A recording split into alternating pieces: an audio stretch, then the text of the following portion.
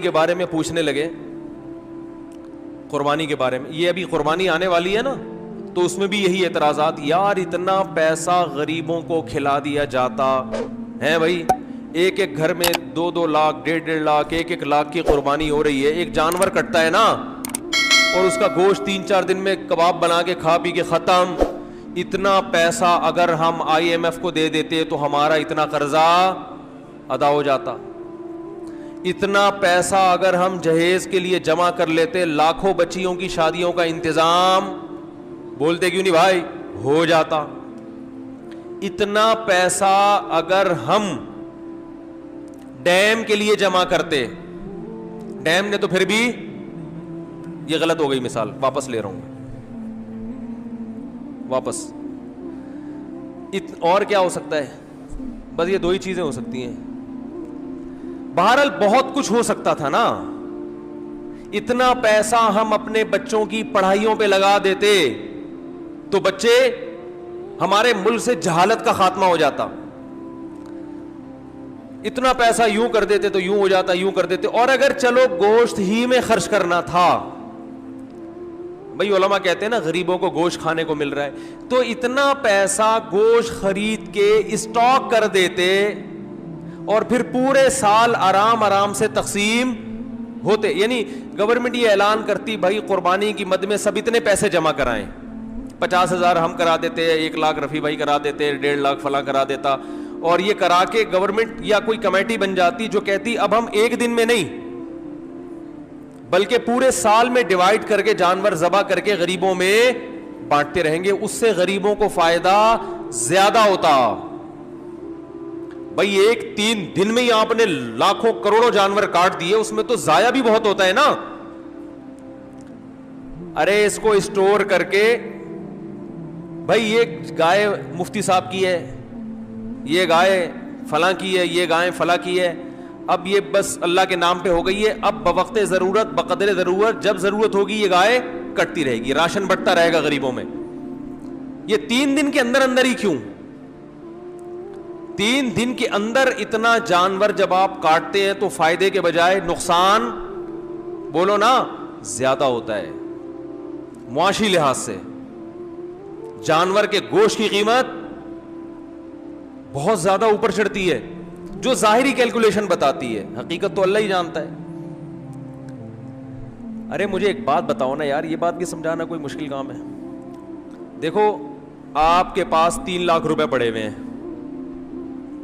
یا 2 لاکھ روپے پڑے ہوئے ہیں، ماہرین معیشت کیا کہتے ہیں؟ وہ 2 لاکھ ایک دن میں خرچ کر لو یا پورے سال ڈیوائڈ کر کے خرچ کرو. زیادہ بہتر کون سا، کیا عمل ہے؟ پورے سال ڈیوائڈ کرو. ایسا ہی ہے نا.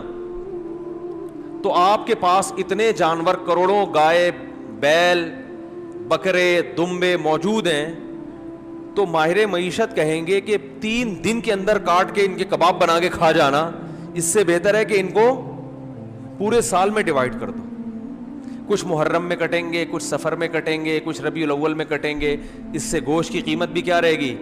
ہمارے کنٹرول میں رہے گی. وافر مقدار میں غریبوں کو گوشت بھی ملتا رہے گا. عقل تو یہی کہتی ہے. اسی وجہ سے یہ لبرلز لوگوں کو بڑے اعتراضات ہوتے ہیں، یار یہ کون سی قربانی ہے یار، یہ کیا ہے یار، یہ کون سا طریقہ ہے یار، جانور لاؤ کاٹو، جہاں پہ کسائی لے گیا نکال کے، اور کھال جو ہے نا وہ فلان لے گئے اور پھر وہ کھایا پیا 3 دن ہلا گلا. کچھ لوگ اسٹور کر لیتے ہیں لیکن وہ بھی اپنے لیے کرتے ہیں، غریبوں کے لیے تھوڑی کرتے ہیں. محرم میں حلیم پکا دیا اس سے، بس اس کے بعد نہیں چلتا وہ. تو یہ کیا ہو رہا ہے؟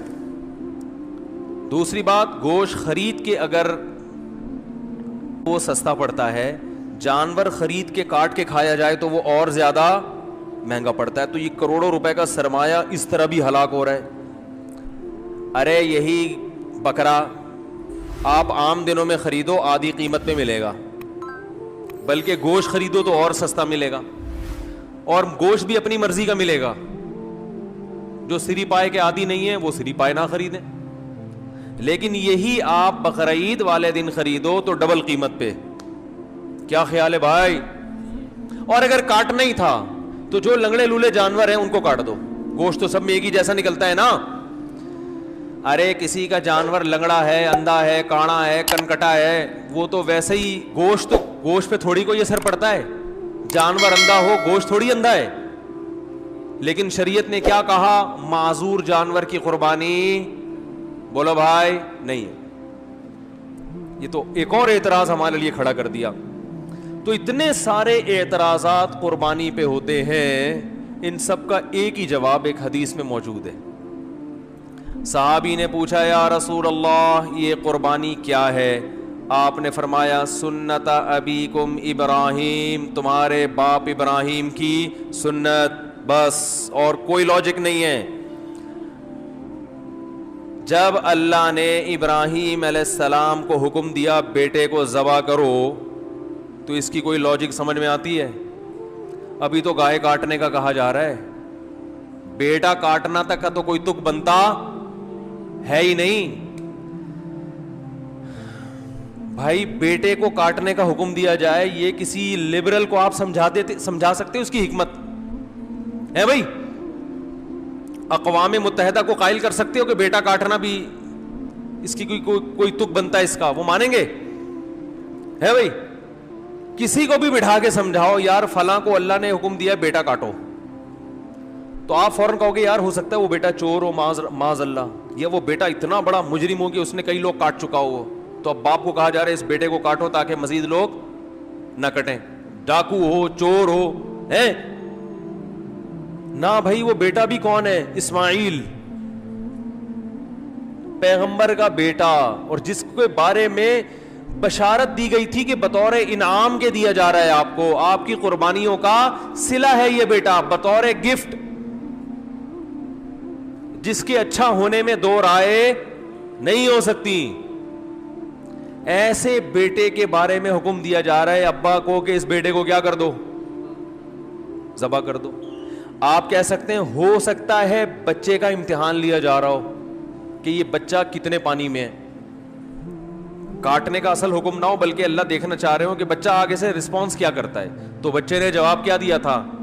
یا ابت افعل ما تؤمر, اے ابا جو کہا گیا ہے عمل کر لیں. تو بچہ ایگزام میں کامیاب ہو گیا, اب اللہ کہتے بس نہیں کاٹیں. ہے بھائی تو جیسے ابراہیم علیہ السلام کو حکم دیا اپنے بیٹے کو کاٹیں, اس کی لاجک کچھ بھی نہیں ہے سوائے اس کے کہ ابراہیم بھی اللہ کے, بیٹا بھی اللہ کی مخلوق پہلے ہے, ابراہیم کا بیٹا بعد میں. تو اللہ کہہ سکتا ہے بھائی میں تو ویسے بھی کسی کو کسی وقت موت دے سکتا ہوں, آپ نہیں کاٹیں میں کسی اور حادثے سے ہلاک کر دوں, یہ تو مجھے اختیارات ہے نا, دیا بھی تو میں نے. یہ ثابت کرنے کے لیے کہ ابراہیم تو میرا بندہ ہے اور تیرا بیٹا بھی میرا غلام ہے. غلام کو جب حکم دیا جاتا ہے تو اس کے پاس کیوں کا آپشن نہیں ہوتا, بس یہ ثابت کرنے کے لیے کاٹو.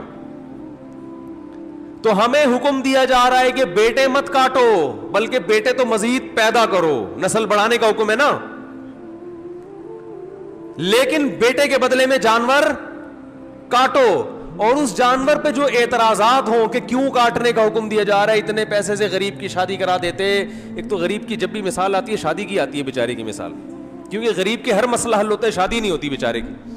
غریب کو روٹی بھی مل جاتی ہے, لوگ زکوٰۃ فطرہ دے دیتے ہیں غریبوں کو, میں نے دیکھا ہے, بلکہ دیتے ہی غریبوں کو ہیں, تلاش کر کر کے غریبوں کو دیتے ہیں. ہر کام علاج بھی ہو جاتا ہے. غریب کا مسئلہ اٹکتا کہاں ہے؟ رشتہ لینے جائے گا, جتنا بھی ترس آ رہا ہو نا آپ کو, آپ بولے گا بھائی تو یہ 1 لاکھ مزید لے لے, پتلی گلی سے نکل یہاں سے, بیٹی نہیں دوں گا. تو غریب کے سارے مسائل کہاں کے کھڑے ہوتے ہیں. اس لیے میں مثال دیتا ہوں, غریب کی شادی نہیں ہوتی اس کی بیچارے کی, رشتہ نہیں دیتا کوئی, تو غریب بھی نہیں دے رہے ہوتے. کمال کی بات یہ ہے غریب بھی نہیں دے رہے ہوتے اس کو. تو اس لیے میری زبان سے نکلتا ہی یہی لفظ ہے ہمیشہ. کیا بات کر رہا تھا میں؟ ہاں تو میں یہ کر رہا تھا کہ لوگ کہہ سکتے تھے کہ یہ جو تم نے 1.5-2 لاکھ کا بیل خریدا ہے, اس سے کسی غریب کی شادی کرا دیتے, یا کھانا کھلا دیتے, یا کسی غریب بچی کو جہیز دے دیتے, یا فلانا کر دیتے, تو ڈمکانا کر دیتے. تو آپ ان سے بولو بھائی جب ابراہیم علیہ السلام کو اللہ نے حکم دیا تھا بیٹے کو ذبح کرو, تو ابراہیم علیہ السلام بھی اس قسم کے اشکال اگر کر لیتے تو وہ اللہ کے خلیل نہ بنتے, وہ معاذ اللہ نقل کفر شیطان کے دوست بن جاتے. تو آپ مجھے بھی شیطان کا دوست بنانے کی کوشش نہ کریں. اللہ نے حکم دیا کہ کاٹو تو میں کیا کروں گا, کاٹوں گا. اور حج میں تو اس سے بھی زیادہ عجیب معاملہ ہوتا ہے. یہاں تو ہم گوشت کھا بھی لیتے ہیں, کھلا بھی دیتے ہیں. مینا میں جو کروڑوں لاکھوں جانور ذبح ہوتے ہیں وہ تو بیچارے اکثر ضائع ہو جاتے ہیں. لیکن عقل پرستوں کو اللہ نے یہاں ایک جواب دیا ہے کہ تم جو یہ فلسفے کیلکولیٹر لے کے بیٹھتے ہو نا کہ اتنے جانور اگر یوں ایکچولی یوں ہو جاتا تو ہر سال اگر کٹتے تو ایکچولی گوشت کی قیمتیں کنٹرول میں رہتی ہیں, اور ایکچولی یوں ہوتا اور اس سے اتنے غریبوں کے پیٹ بھر جاتے اور اس سے تو جانور ختم ہوتے ہیں. تو اللہ نے ابراہیم علیہ السلام کی سنت میں بتا دیا کہ ابراہیم نے اپنے بیٹے کو ذبح کرنے کے لیے لٹایا تھا نا, تو سب سے زیادہ نسل چلی کس کی ہے, اسماعیل کی, اور برکت کس میں ہوئی, اسی بیٹے میں. آئی بات سمجھ میں؟ کوانٹٹی کے لحاظ سے بھی اور کوالٹی کے لحاظ سے بھی. آج بھی دنیا میں خاندان افرادی قوت کے لحاظ سے سب سے زیادہ سید ہیں دنیا میں, جن کو شاہ بھی کہا جاتا ہے, سید بھی کہا جاتا ہے, افرادی لحاظ سے بھی.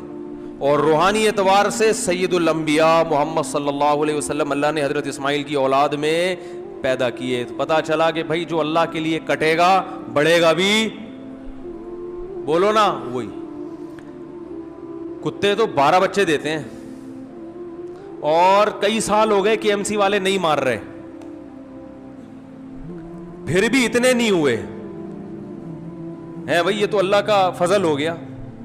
لیکن گائے, بیل, بکرے, دمبے روزانہ کروڑوں کی تعداد میں کٹتے ہیں, اتنے کہ ہمارے تصور سے جب بھی شنواری آؤ گے 8-10 بکرے لٹکے ہوئے نظر آئیں گے آپ.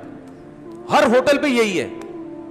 او بھائی سال میں ایک بچہ دیتی ہے بکری یار, گروتھ ریشو کیا ہے, ایک بچہ سال میں. کٹ روزانہ رہا ہے, روزانہ. کمیلا جاؤ نا کبھی, کراچی کے کمیلے جاؤ, روزانہ بچڑے 2 دانت کے, لائن لگی ہوئی ہوتی ہے. او بھائی یہ تو 2 سال میں ایک پیدا ہوتا ہے. یہ مرغیوں کی طرف 24 انڈے تھوڑی دیتی ہیں بکریاں اور گائے کہ 24 بھینسیں نکل رہے ہیں اس میں سے.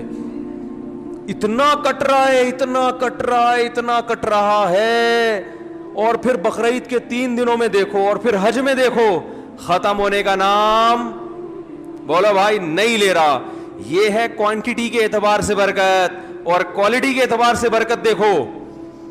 جو طاقت, صحت اللہ نے ان 4 جانوروں کے گوشت میں رکھی ہے وہ کسی اور کے گوشت میں نہیں ہے.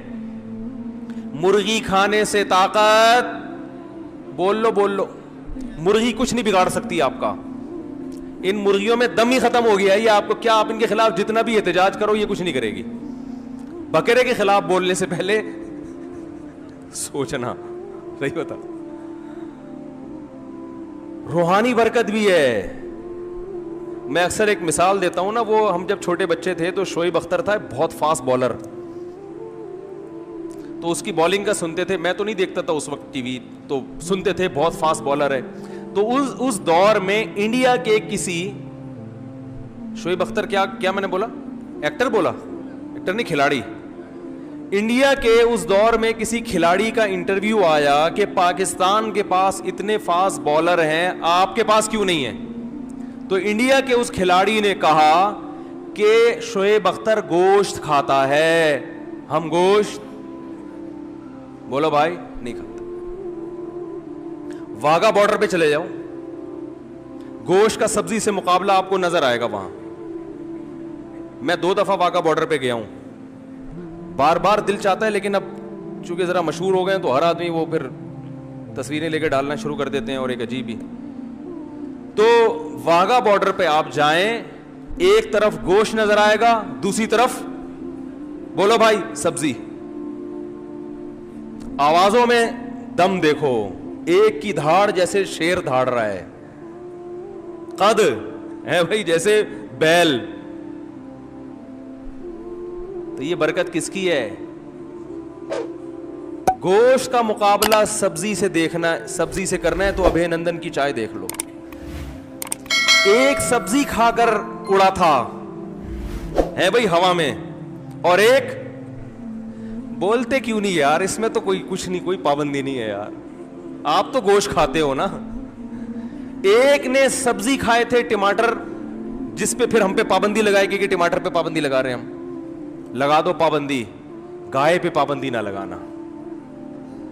انڈیا نے دھمکی دی تھی نا ہم تمہارے ٹماٹر بند کر دیں گے، تو ہمارے ہاں تو ٹومیٹو کیچپ میں ٹماٹر نہیں ڈلتا، ہمارے ہاں تو ٹومیٹو کیچپ میں نہیں ڈلتا ٹماٹر، وہ پتہ نہیں کیا ڈل رہا ہوتا ہے. تو ٹماٹر بند کرنے سے ہمارا کوئی نقصان نہیں ہے. انڈیا سے جو گائے آ رہی ہیں اور وہ بیل آ رہے ہیں نا جو ہندو نہیں کھاتے، یہ آپ بہت اچھا کرتے ہو، بہت اچھا. آپ گائے کو اپنی ماں سمجھو، گائے کی سیوا کرو، سجدہ کرو گائے کے سامنے، ہمیں کوئی اعتراض نہیں ہے، کیونکہ آپ کھاؤ گے تو ہمارے لیے کھانا مہنگا ہو جائے گا تھوڑا سا. تو اگر آپ یہ دھمکی دیتے کہ ہم پاکستان کو قربانی کی گائے بند کر دیں گے تو ہم پریشان ہوتے. بھائی ہمیں تو واہگہ بارڈر پہ آپ کے خلاف جو نعرے لگانے پڑتے ہیں وہ گائے کا گوشت کھائے بغیر ممکن نہیں ہے. ہمیں جو اڑتے ہوئے جہازوں کو کنٹرول کر کے زمین پہ لا کے پائلٹ کو چائے پلا کے واپس بھیجنے کا عمل ہے، یہ گائے کا گوشت کھائے بغیر ممکن نہیں ہے. گائے بند نہ کرو ہماری. اب مجھے ڈر ہے کہ وہ بھی گائے کھانا نہ شروع کر دیں یہ بیان سن کے، لیکن ان کو ٹائم لگے گا. آج اگر وہ ہندو گائے کھانا شروع بھی کرتے ہیں تو وہ تو ظاہر ہے ان کی جین میں شامل ہونے میں 5-6 صدیاں بھی گزریں گی.